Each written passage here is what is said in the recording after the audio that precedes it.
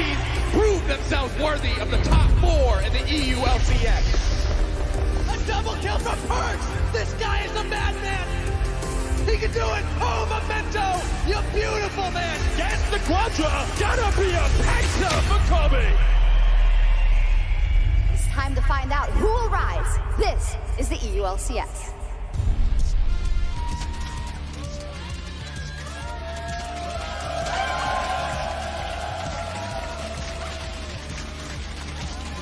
Welcome back to Berlin and week 8 of the EU LCS summer split. In this Ready Check, we'll break down some great Akali plays, get to know more about some title contenders, and take a look back at a spicy bet involving Deficio. But first, let me introduce my panel. I'm Eva Sjokz, supporter, here with Christy Ender Frierson. There you go. Laure Valée for the first time. Let's just get it out of the way. Yes. There's a height difference. Yeah, it's so obvious we might as well stand next to each other. Yeah, I think, and we're leaning into it by putting guys definitely. next to each other. I'm just happy we're going to get some fresh eyes on the ULCS. I'm tired of listening to Deficio and Vedius. Those guys say a bunch, but we got good opinions here. I also believe this is the first time that the amount of women outnumbers the amount of men on an English LCS broadcast or a league broadcast. So yes, more of that in the future. Laure, thank you so much for joining us. Well, thank you for inviting me. No problem at all. Now we're going to put you in the hot seat immediately. You have been on the EU LCS for about a year now, but we haven't really put you on the spot. We don't know that much about you. So take a seat in the DX Racer hot seat, and we are just going to fire some quick fire questions at you, me and Ender. Are you ready? Est-ce que vous êtes prêt? Je suis prête. Okay, so first off, starting off easy, where are you from? Well, if it's not too obvious, I'm from Paris. Oh, from France. Wow. Okay. Yeah. Surprise to me, honestly. Big one for me, too. Now, what is your favorite anime? One Piece, I'd say. The best one. Do you know I do know One Piece. Okay, I don't. You're I still hope you know learning. One You'll Piece. get there. I'm a novice. Will KT win Worlds? That's a harsh one. You don't have to do this. Of course they'll win World. They have to. Laure is obsessed with KT, but They're they always doomed disappoint now. her. They're doomed now. What is your favorite video game besides League of Legends? I'd say The Legend of Zelda. I even made my latest tattoo for this game, so yeah. Oh, cool. Okay, that means you must like it a lot. Who is your favorite player to follow in the world? In the world? Yeah. Mata. Mata? Yeah. You want to jump in? Oh, yeah, I'd love to. Now, let's see here. Who do you think is going to win the EU LCS Summer Split? I think Fnatic are in a good spot right now, so I'd go for Fnatic. And who is your favorite team to watch in the EU LCS? Splice. Splice? Why is that? Well, their game are not that interesting, but I think... come on, they always aim for late game, so it's not that interesting, but I like Odoamne, I like the spirit around the players, so yeah, let's go. Okay, now who's your favorite French player in the ULCS? So we have 4, if I'm not mistaken. I'm a main AD carry, so I want to say Hansama. Okay. What is the most fun part about interviewing pro players? Well, it's their big moments, and I want to know what they feel after the game, so since I'm really passionate about the competition, I think that's what I'm here for. Perfect. A couple of fun ones, maybe. Baguette or broodje? Baguette. Baguette, of course. Come on. Finally, what is your favorite Chips and Wa or French community cheer? You know, we had one about Pantheon, we had Sparta. Spartiate, quelle est votre profession? Is that the one they answer? Aou, aou, aou? Yeah, it is. that's the good. most I know famous that one. Aou, aou, aou. Right, finally, who is your most improved player in the EU LCS summer? Well, I want to say Jizuke because he had a hard time at the beginning of the splits and he improved a lot and rolled with it and his role changed in Vitality, so I gotta give props to Jizuke for that. Awesome. I think that's good. We learned a lot about you. A Zelda tattoo, favorite anime, favorite team to watch. She's French? Unbelievable. Who would have imagined? Yeah, good stuff. You can come down from the chair. Or, maybe you just want to sit there for a while. That's also Thank you very much. Was that not too stressful? Sorry to put you in that position. No, we were gentle. So. It was all good. We're all friends here. Now that you're here, I would also like to pick your brain about the French Open Tour. There's, of course, the ERL competition over in France, and the 2 top teams qualify for EU Masters. What's the rest of the setup of the tournament? Well, I'm happy because last year it was a bit messy, and this year it's way more rewarding for the team. So the way it's set, we have 7 tournaments over the year.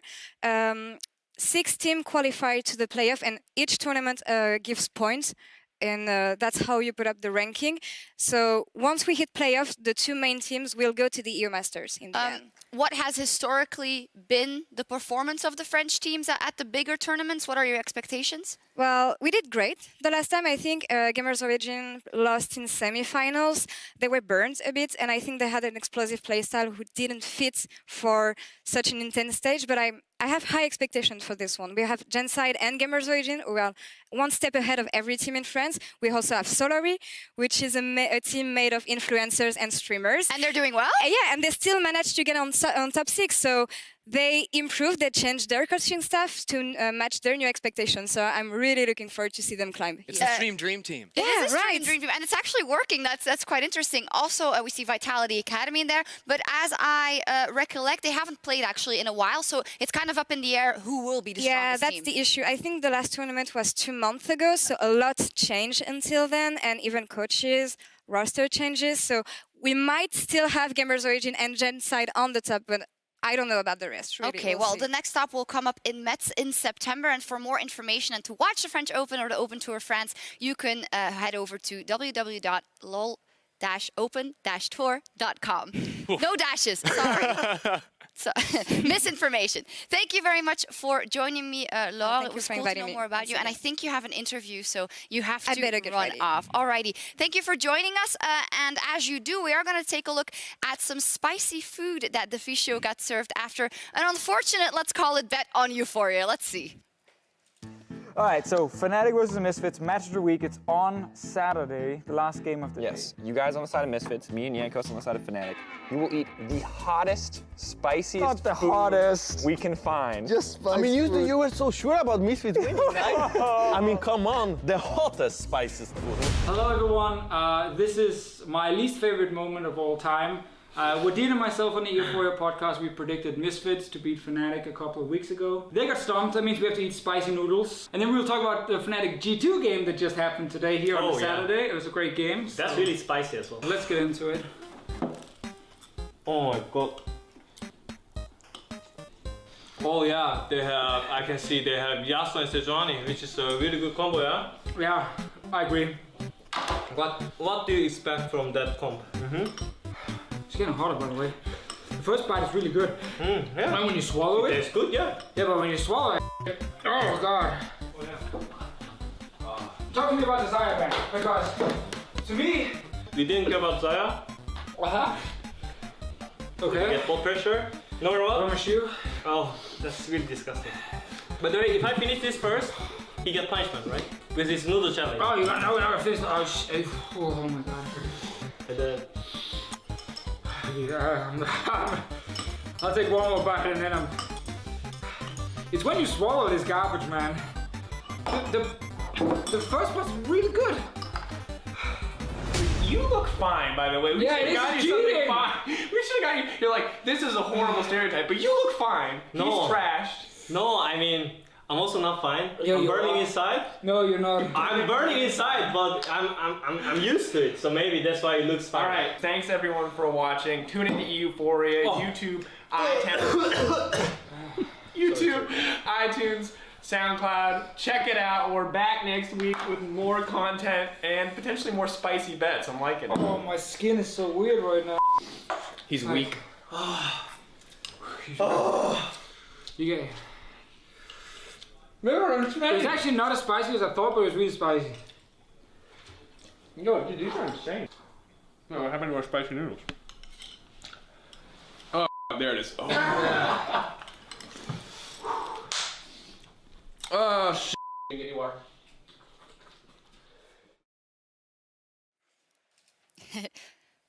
Well, there we go. You look fine now. Yes, it took me a week. Also, fun fact, you only have a limited number of beep sounds you have to use for an amount of broadcasts. I think we used them all up. Tell us about the aftermath. Because you don't look good right here. Yeah, you don't look good. Just when we finished, it was such a weird feeling. Like my skin was just like, it was like vibrating almost. My lips were all kind of weird. And the following day, I had a very unpleasant thing happening to me. Okay. At a certain place in my house that I can't really disclose. Yeah, let's not go into all of that. But the day after that, I was fine. All right, So. who's on Euphoria this week?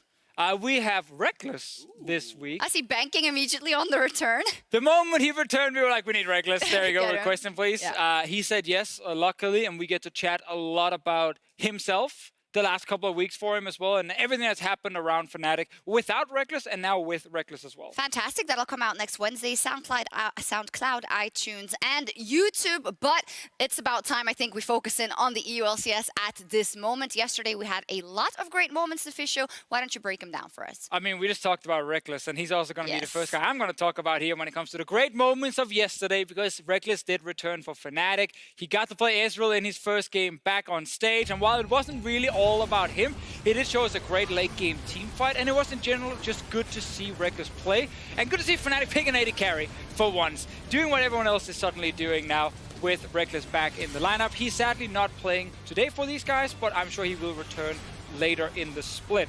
Second thing, though, I want to highlight once we just watch Reckless kill everyone is another team that killed Vitality, and that was Sjokz.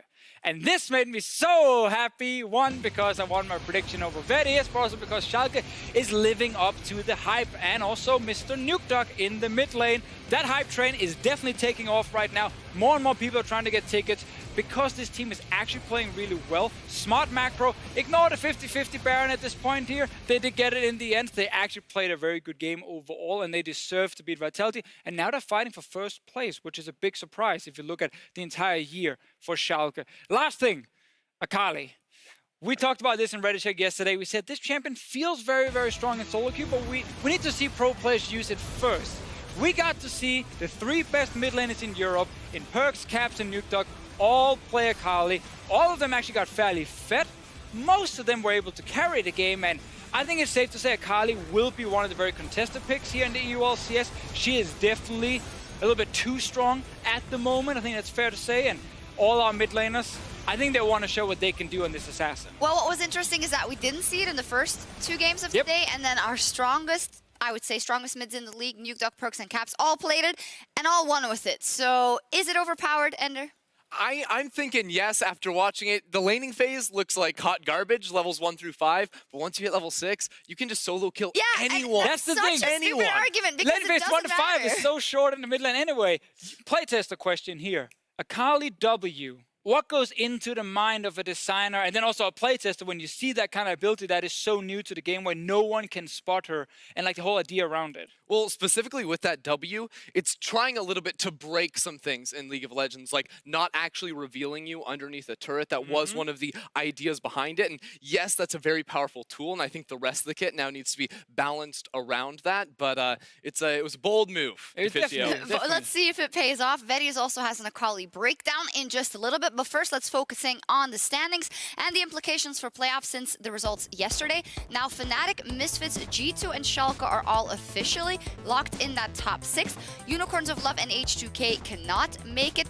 And then in terms of probability, it looks very likely that Team Vitality and Splice will make it to playoffs. Yep. It will truly need a miracle from Rocket and Giants and need them to win every remaining game to even have a chance of qualifying. But it looks like the picture is getting pretty much set. Yeah, even for Giants and Rocket, it's not entirely in their control anymore. They're going to need Splice to drop a couple of games. And if Splice can sort of take this 8-15 patch, scale up a little bit later, get into the late game, they should be looking at that 6th spot in playoffs. Well, with those 4 teams locked in playoffs, we wanted to take a look at G2, Sjokz, Fnatic, and Misfits and their road to the finals in Madrid, possibly starting with the 4-time EU LCS champions, G2 Esports. Now, G2's struggles after Rift Rivals are not a mystery, or they are kind of a mystery. They've been very inconsistent. 4-5 after returning from Rift Rivals, where they were 6-0 before going to Rift Rivals. So what does that tell us?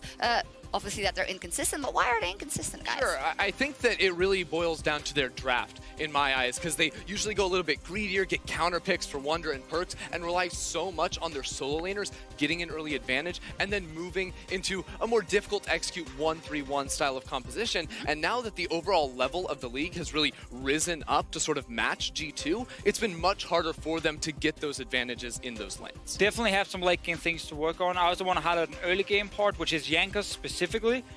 Formerly, probably the best early game jungler we had in Europe. This split half the games we're impressed. He's 10-0. We're like, wow, Jankos First Blood King is awesome. And then the other half, he doesn't really know where to be on the map. He picks up a wrong gank, he dies, he gets caught out, whatever it is, and then suddenly he falls behind. So when you are a team that relies a lot on trying to have a jungler that can get your laners ahead, and this guy then is inconsistent, you obviously get these games where it's really hard to predict how exactly they're going to play. And that's why the last 3 games they have remaining, we do want to see them be consistent. Their first opponents today are Misfits, and Misfits have kind of a similar story. They went undefeated in the first half of the split, but now has had a mid-season dip. They also have to improve before playoffs. I think that's safe to say. They are still in the top of those rankings, but I think if you put your stock in Misfits going to playoffs like this, that doesn't instill me with a lot of confidence. What are the main things they need to work on? I think they need to get back to the basics. I want to see Mickey X back in this roster because I still think that bottom lane is so powerful, and then continue to play around those guys in the bot lane. In past weeks, we've seen Maxlor trying to put more focus top lane, mid lane. It hasn't been that same Misfits that we're used to seeing, and I think if they can get back to that, back on that form, they should be a major contender in playoffs. Because when they did win all the games, when they were 9-0, it was often through very strong early games. Yeah. You know, they had especially a bot lane that could win. Maxwell would then play with Mickey around that side and kind of take over the rest of the map for Misfits, and they would just kind of run over teams. But games are a little bit slower now. Misfits also not just drafting for early game anymore. They've tried to go a little bit more late game, and that's why they put in Jesses, because they feel like the shot calling is lacking at that part in the game. Yeah, but yesterday... Exactly. Like, to me, it feels like instead of saying we want to go all in on our strength, which is, you know, early game, they're saying we will try and make our weakness better, which is the late game. And we saw yesterday with Jesses that it wasn't really the case. No. They needed a Baron steal against H2K, the bottom team in the league. So they still need time. But honestly, nothing happened for this team in a couple of weeks. Putting in Jesses does make sense in theory to change something. They're also already locked into playoffs, so that's pretty good. But they're still trying to get that bye, place 1 and 2, make you skip the quarterfinals, and they are up in our match of the week later today. G2 versus Misfits. Quick thoughts on that matchup. 2 struggling teams looking to show us that they are better than what they've led on. And they are struggling, but they're still very much in the conversation for getting that bye in playoffs. It's just 1 game separating these 2 teams, so regardless, it is going to be a very close match, and I think it comes down to which can carry a little bit harder, Misfits bot lane or the solo lanes of G2. True. It is 2 teams with high highs and currently low lows. If they're both hitting the highs, we get an absolutely insane game. Ton of action early on, some great individual players trying to carry as well. Like, that's what I'm hoping for, because we know they can do it. They just don't consistently do it right now. But I'm hoping for high highs and a G2 win. We will see. We have the POV stream on Perks. We will see how that plays out. You will be able to follow that at the beginning of the game at twitch.tv/riotgames2. Now, the 2 final teams we need to talk about that are already locked into playoffs have a much more positive story. Oh, it's all great. So good. Starting with Fnatic. Now, Fnatic as an organization has won 6 EU LCS titles, and they are looking solid so far, on course for 7. That's starting to sound absolutely crazy, but honestly, Reckless came back yesterday, they won again, and they still put all their resources in caps. Yeah, I think you absolutely still put them in caps, especially when he's playing something like the Akali. He's going to take over games, but what I'm most excited about for Fnatic is them actually getting into playoffs and then seeing them in a best of 5, because now they're trying out this 6-man roster. Do you put in Reckless? Do you put in Bwipo? How do you sort of change things up based on your opponents? That's really where I think Fnatic are going to shine now that they're putting more playing time into Reckless. And it's almost a little bit unfair now that they can use Reckless again, so they have 6 players that are all, you know, very strong players here in Europe, and it makes it so hard for another team to prepare against them, especially in a best of 5, because you're not 100% sure who's playing and what they're going to play. I just love the fact that Reckless stepped in and said, you know what, I don't need to carry. I'm going to be in a supportive style. It was the S rule for him. They used the Hylissang Pike that they first picked to go mid lane. So they didn't change too many things by putting him back in the lineup, and that's a good sign for Fnatic. That worked well. We'll be tracking that in best of 5s. I can actually not wait for that. And another team that I can't wait to see in best of 5s is Schalke 04. They are 8-1 in their last 9 games. Now, I'm just going to put it out there. Should they be thinking about that #1 spot? Oh, yeah. Can they do that? Absolutely. With the form this team has had in the second half of the split, while regular season may be a little bit out of their control if Fnatic and Misfits continue to win, this team should be going to Madrid by all accounts. They should get into playoffs. The rest of their schedule in the regular season shouldn't be much of an issue for them. They need to take that down and then move on and go to the finals. Dangerous, that much trust. I mean, I feel like we've said that for a few weeks now. We're like, okay, now we put the faith in them. They're going to fail, but they just keep winning. Yeah. So they are constantly just show they are actually one of the top teams. I'm also wearing the blue and white today for this specific reason, just to celebrate Schalke. And it's also the only suit I had available. But still, it fits with the Schalke story now. I just like the fact that more players are stepping up. Like, it's not just Nuke. I know that's kind of what, you know, the whole storyline or... I mean, that's literally all you say. I don't know who says it, but someone does. You know, you look at Chachi Poppy, that's absolutely insane. You look at Upset in the bottom lane. We had him on PGL as well, and he did a great job there talking about his role in the team. So I like the fact that it is now multiple lanes playing well, because that's what Schalke needs. Yeah, they were crazy yesterday, and Nuke picked that Akali. We saw it 3 times altogether, so we're going to learn a bit more about the champion together with Vedius. Thank you very much, Sjokz. Yes, today I want to take some time to talk about the reworked Akali. I will highlight some of her strengths and weaknesses, run you through how the pros are currently playing her, and see if she'll be a mainstay in pro play or not. Starting off, we're going to look at some of her weaknesses. Ender talked a little bit about it earlier. She is a melee, short-range champion that can often be harassed during the early levels in the laning phase. You can see on my screen right now, LeBlanc into Akali is an often matchup that she can struggle in. But fortunately, she does have the Shroud to buy a little bit of time. She can get that extra bit of safety, get a bit of harass down on some farm, but the moment it's gone, it is a very long cooldown early levels, which means you can then look to get harassed again. That's pretty much all of her weaknesses out of the way. Let's get on to the strengths. Moving on to things like tower diving, for example. One of the big advantages of Shroud is it cannot be targeted by towers. Group up with your mates, go underneath the tower, utilize the damage that you get when you hit that level 6, and kills come like a breeze in the wind. On top of that, team fighting is another situation where she can really shine. Again, it's thanks to that use of the Shroud. Because she's so difficult to lock down, and because of how much mobility she has, when a large group of enemies try to kill her, she has so much opportunity to reposition, move around the map, and basically set up for those backline kills. You can see in this situation here, she's in a 2 versus 3. She ends up losing her jungler, but thanks to the Shroud, she can quickly reposition, get onto the low health targets, and utilize all that mobility and damage to quickly turn a situation around in her favor. So now you have an idea of some of her strengths and weaknesses. Let's look at how the pros are actually building her. Starting off with her rune page, you can see primarily onto the electrocute tree. They want that extra bit of damage. And also, you need to pick up this rune down in the bottom lane, the Ultimate Hunter, to reduce that cooldown on the ultimate because it is quite long at early levels. Also, the defensive tree on the right-hand side, bit of bone plating, bit of Chrysalis because she is that melee assassin. In terms of itemization, you'll see a lot of Hextech Gunblade, and on top of that, a Zhonya's Hourglass for a bit of safety and burst damage in the early game. Rounded out usually with a lot more damage. Things like Morellonomicon, Void Staff, or Deathcap, depending on the situation. Skill order might surprise some of you, as first you'll max the Q as it's your primary wave clear and damage tool, but the W is max second, for 4 main reasons. It gives you increased energy regeneration, it also increases the Shroud duration, you also get bonus movement speed, and the cooldown is reduced. So it's definitely an ability that you want to max second. Now we saw 3 Akali games yesterday, with Caps perfectly showcasing her kit and a key team fight late into the game. Let's have a look at that and how well he plays it. First off, you're going to notice that he's in a bit of a sticky situation. He takes a lot of damage. Oh, he's just going to pop the Shroud. He's safe. He can reposition. He can look for an opportunity to dive into the fight. He does miss a skill shot, so he has to wait a little while longer, but the moment his team engages, he dives onto the backline. There's that Zhonya's Hourglass we were talking a little bit about earlier. Provides you a little bit more time, and then again, all this mobility to reposition, get out of harm's way. Then the moment he sees another opportunity to go back in, he does it. Shroud comes back up again, and this just highlights how valuable she can be in these team fights. Repositioning, hard to lock down, huge amounts of damage.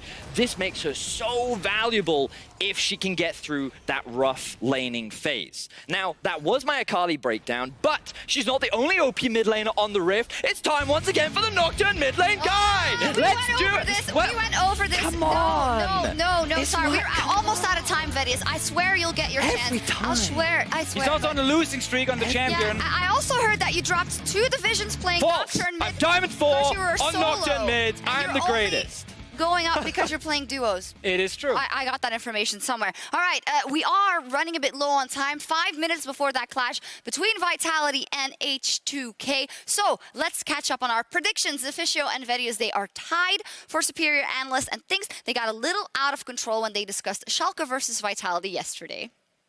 And you know what's going to happen when Schalke gets ahead? You know what? It is, after all, the year of the duck. It's not the year of the duck. It's the year of the dog. Think about the duck. I love you, dog. Think about the duck, please, please, please, so please, cute. please, Look, please. it's the Vitality doggo. He's so... Look how excited he Don't is. show the vote.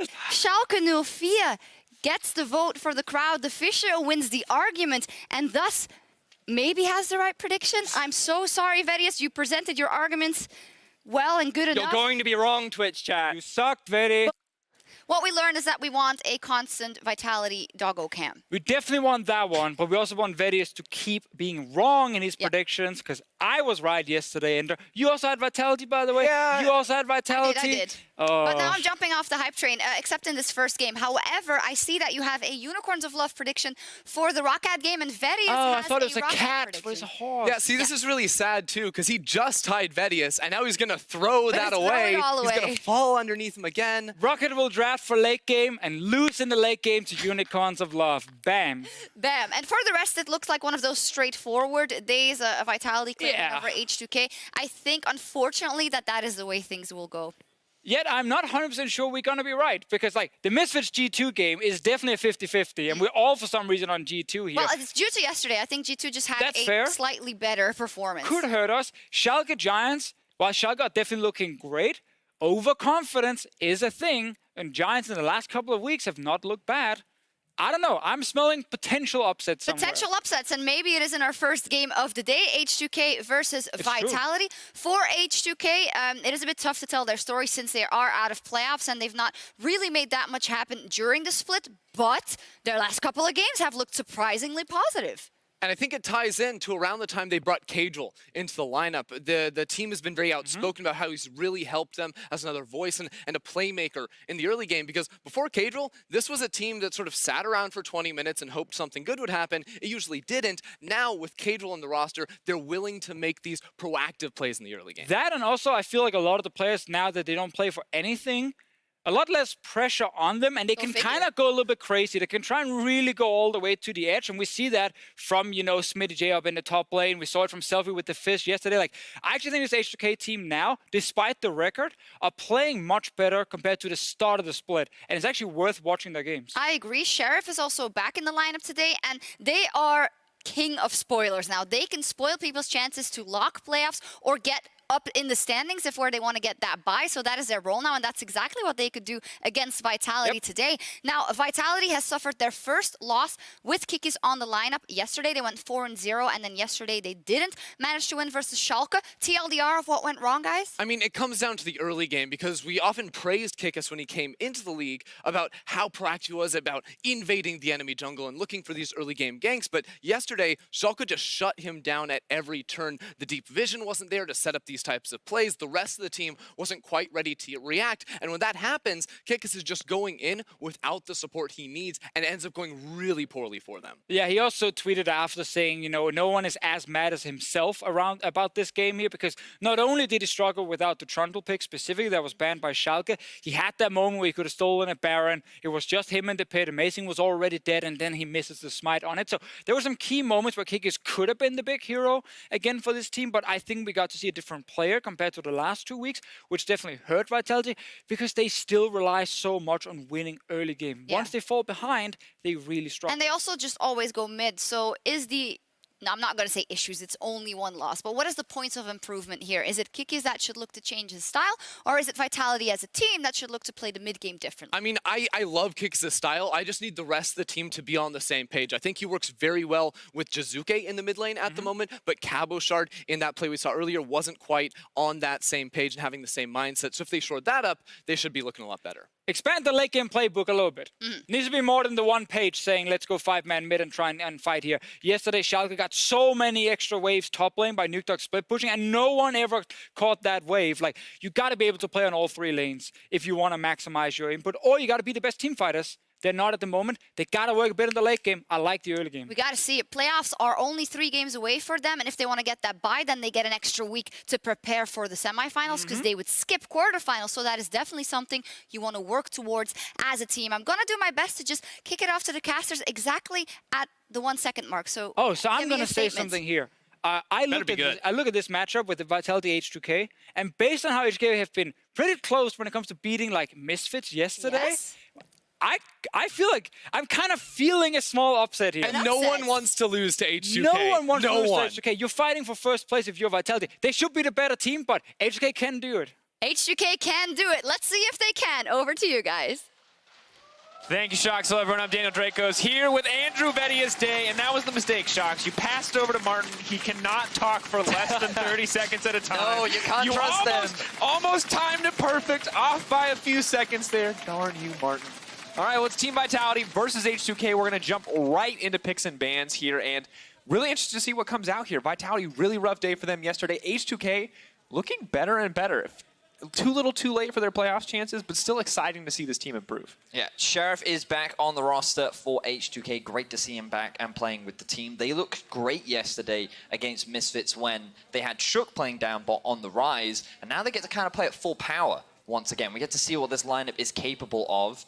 And I'm really looking forward to seeing how they do. A lot of their success yesterday came through playing through the top side of the map, trying to set up Smitty J to be a big carry, and Kadra was a large influencer in that. So maybe they'll look to replicate that strategy. And of course, another large part of that was the Fizz pick coming through. Was an interesting choice. The constant threat of damage that you were talking about looks like Vitality don't want to deal with it. Don't even want to try to go up against it. They're going to ban out the Nocturne as well. Interestingly, H2K not going for the standard Talia, Aatrox bans. Instead, focusing a bit of comfort here. So there's going to be a lot of powerful picks left open. Now, H2K, remember that they don't really have anything left to lose, and we have noticed recently that they leave a lot of the OPs open, which is kind of forcing Vitality to ban them away. H2K now banning away the Akali themselves, the first ban that we've seen of the champion here in the European LCS. I'm really sad that I don't get to cast her, but regardless,